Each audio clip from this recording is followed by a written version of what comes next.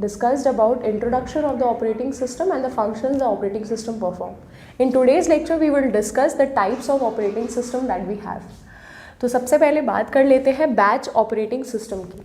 Initially जब computers बहुत square थे, बहुत लेस अमाउंट में प्रेजेंट थे और कंप्यूटर्स पे हमें प्रोसेसेस को रन कराना होता था, तब बैच ऑपरेटिंग सिस्टम यूज़ होता था. इसमें हम क्या करते थे, we use to make batches. हम बैचेस बना देते थे. बैचेस का मतलब है कि एक बैच के अंदर सिमिलर रिक्वायरमेंट वाली प्रोसेसेस को रखा जाता था. लेट्स से फॉर एग्जांपल अगर 10 प्रोसेसेस हैं और 10 प्रोसेसेस को प्रिंटर की नीड है, तो उन प्रोसेसेस को एक सिंगल बैच के अंदर रखा जाएगा और उन्हें एग्जीक्यूट करा जाएगा. इस तरीके से बैच ऑपरेटिंग सिस्टम काम करता था. एक बेसिक जो डिसएडवांटेज बैच ऑपरेटिंग सिस्टम का था कि जब तक एक बैच के सारे प्रोसेसेस एग्जीक्यूट नहीं हो जाते थे, तब तक दूसरे बैच के प्रोसेसेस इनिशियलाइज नहीं होते थे. एक मेजर डिसएडवांटेज. और दूसरा जो मेजर डिसएडवांटेज था वो ये था कि एक बैच के प्रोसेसेस बहुत लेंदी भी हो सकते थे और बहुत स्मॉल प्रोसेसेस भी हो सकते थे. तो it was dependent on the time the process takes for completing its execution. So it might take a longer amount of time from like, ऐसा भी पॉसिबल होता था कि from morning the processes are executing and till evening they are not even complete. तो ये problem थी batch operating system में. तो बैचेस जो थे हमारे वो सिमिलर ऑब्जेक्ट्स के क्रिएट करे जाते थे. ये एक इम्पॉर्टेंट नोट पॉइंट है. सिमिलर जॉब्स या सिमिलर प्रोसेसेस एक बैच के अंदर रखी जाती थी and then they were executed. Next जो हमारा टाइप ऑफ ऑपरेटिंग सिस्टम है वो है multi programming system. Multi programming system आया जिसमें कि जिसकी फंक्शनिंग थी वो समझ लेते हैं पहले. मल्टी प्रोग्रामिंग में क्या होता था that there was one CPU, right. And obviously हमारे एक सिस्टम में एक प्रोसेस तो रन नहीं होती है. There are many processes which are executing simultaneously. And we know this thing कि दो तरीके से प्रोसेसेस को टाइम की ज़रूरत होती है. Either the process might require CPU time और it might require an input output time. तो या तो वो प्रोसेस CPU के साथ एग्जीक्यूशन परफॉर्म कर रही होगी या फिर वो किसी ना किसी इनपुट आउटपुट डिवाइस को यूज़ कर रही होगी अपने एग्जीक्यूशन के लिए. इसके अलावा कोई तीसरी टाइम जो है वो डिवाइस या फिर वी कैन से कंप्यूटर में कोई भी प्रोसेस नहीं एग्जीक्यूशन में लेती है, राइट. तो आपके मल्टी प्रोग्रामिंग ऑपरेटिंग सिस्टम में there was single CPU present और बहुत सारी processes let's say P1, P2, P3, P4 एक क्यू में लगी हुई हैं for their execution. They are waiting for their execution and इनको हमें CPU को allocate करना है. तो let's say सबसे पहले हमारी प्रोसेस P1 आई और उसने अपना एग्जीक्यूशन स्टार्ट करा.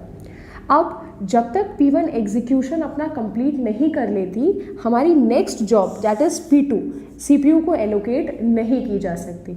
सो once the P1 has completed its execution, तो CPU जो है वो P1 को रिलीव कर देगा because P1 has already completed and terminated. तो नेक्स्ट हमारी प्रोसेस जो है वो P2 आ जाएगी and that will get allocated to the CPU.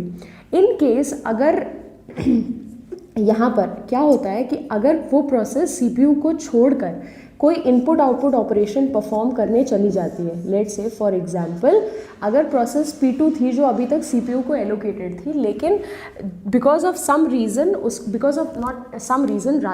P2 is requiring some input output functioning, तो वो इनपुट आउटपुट डिवाइस के पास अपना फंक्शन परफॉर्म करने चली जाती है. तो एक मेजर डिसएडवांटेज जो मल्टी प्रोग्रामिंग का था कि इस टाइम पर CPU जो था हमारा वो आइडल था. Although P3 and P4 are in the queue, they are waiting to get the CPU, but जब तक कि P2 कंप्लीट नहीं कर लेता अपना एग्जीक्यूशन उसे वो नहीं दिया जाएगा. तो this was the basic problem. And जब तक कि P1 अपना एग्जीक्यूशन फुल्ली कंप्लीट नहीं कर लेता है, कोई दूसरी प्रोसेस CPU को एग्जीक्यूशन के लिए नहीं मिल सकती है.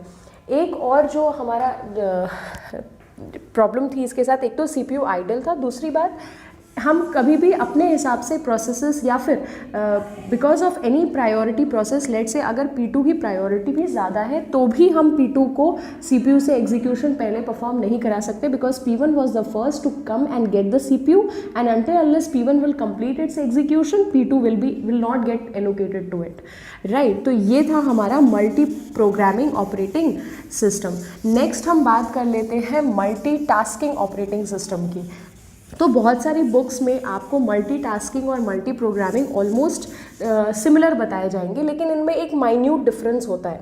माइन्यूट डिफरेंस ये होता है कि मल्टीटास्किंग ऑपरेटिंग सिस्टम में if there is a CPU, right, and अगर आपके पास जॉब क्यू है P1, P2, P3 and P4, these all are the processes which are in the queue waiting to get the CPU, और even if they are given as the input output. तो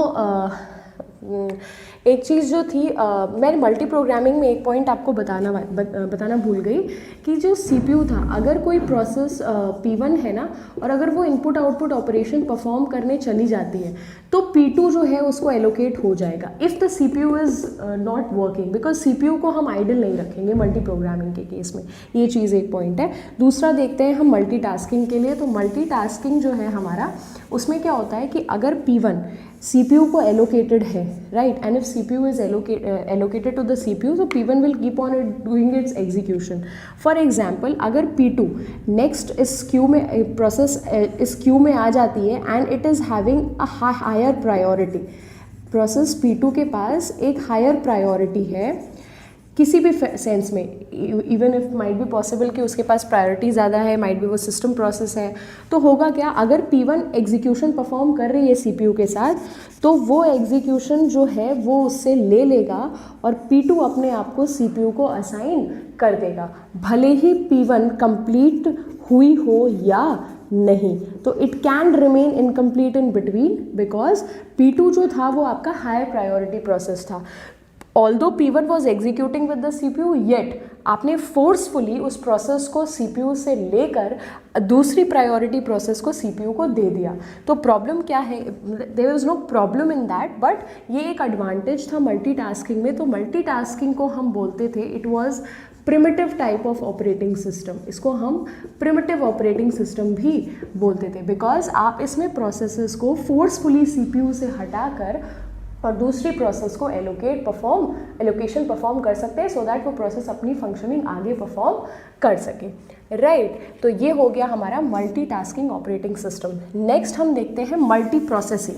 तो multi processing, by the name only it is being justified कि multi processing है, तो obviously एक से ज़्यादा processors हमारे पास प्रेजेंट होंगे। तो हमारे मल्टी प्रोसेसिंग ऑपरेटिंग सिस्टम में there were more than 1 CPUs, so there were like 1 CPU, 2 CPU, 3 CPUs like this, right. तो हमारे प्रोसेसर्स एक से ज़्यादा थे।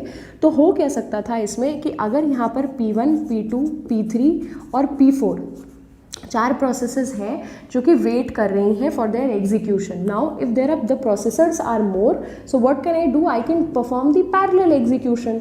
तो मैं क्या करूँगी कि मैं हर एक CPU को एक प्रोसेस क्या कर दूँगी, I will allocate. So what will happen, parallelly they will process. तो ये CPUs they all the 3 of them are independent of each other, इनमें आपस में कोई डिपेंडेंसी नहीं है। तो P1, P2, P3 अपना एग्जीक्यूशन इंडिपेंडेंटली कंप्लीट परफॉर्मेंस जो है वो कंप्लीट कर सकते हैं। दूसरी बात, अगर P1 ने अपना एग्जीक्यूशन कंप्लीट कर लिया तो P4 यहाँ पर आ जाएगी, and further if any other process completes, और अगर फर्दर क्यू में और कोई प्रोसेस है तो वो भी क्या कर सकती है, अपने आप को CPU को एलोकेट करा सकती है। तो ये हमारा था मल्टी प्रोसेसिंग ऑपरेटिंग सिस्टम। तो मल्टी बैच ऑपरेटिंग सिस्टम हमें समझ में आ गया, multi programming, multi tasking, multi processing. Last हम देख लेते हैं real time operating system. So real time operating system बहुत इंपॉर्टेंट है एंड बहुत सारे ऑर्गेनाइजेशंस में यूज़ होते हैं। Organisations like ISRO, NASA and all, जो भी ऐसी ऑर्गेनाइजेशंस जो अपने प्रोजेक्ट्स को टाइमली परफॉर्म करने के लिए बनी होती हैं, like if ISRO is launching some missile, so it is a very time based program, right. तो इस तरीके के काम को करने के लिए हम जो ऑपरेटिंग सिस्टम यूज़ करते हैं वो रियल टाइम ऑपरेटिंग सिस्टम बोलते हैं। रियल टाइम ऑपरेटिंग सिस्टम का मतलब ये होता है कि वो प्रोसेस उस पर्टिकुलर गिवन टाइम में परफॉर्म होना ही चाहिए। अगर वो ऐसा नहीं कर पा रहे हैं तो it might lead to some kind of disaster और it might kind of lead to some kind of problems. तो उसके लिए हमें 2 तरीके के इनको क्लासिफाई करा गया है। पहला है हार्ड रियल टाइम, दूसरे है सॉफ्ट रियल टाइम।